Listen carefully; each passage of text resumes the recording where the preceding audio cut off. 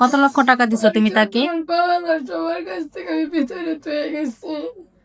আমার যাওয়ার মতন কোনো জায়গা নাই।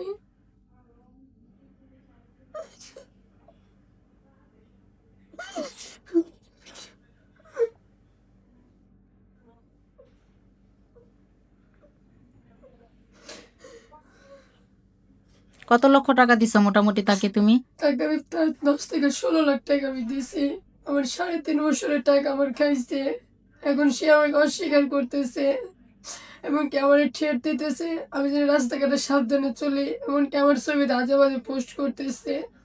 সবার কাছে অনুরোধ, আমি তার শাস্তি চাই, আমি একটা সুষ্ঠু বিচার চাই।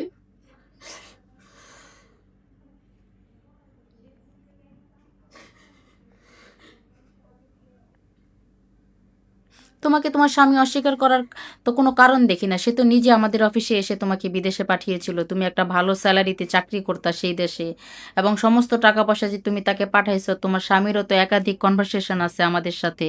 তাহলে তোমাকে সে অস্বীকার করতেছে কেন? সে কি অলরেডি বিয়ে করছে? হ্যাঁ, সে আমার গোপনে বিয়ে করছে।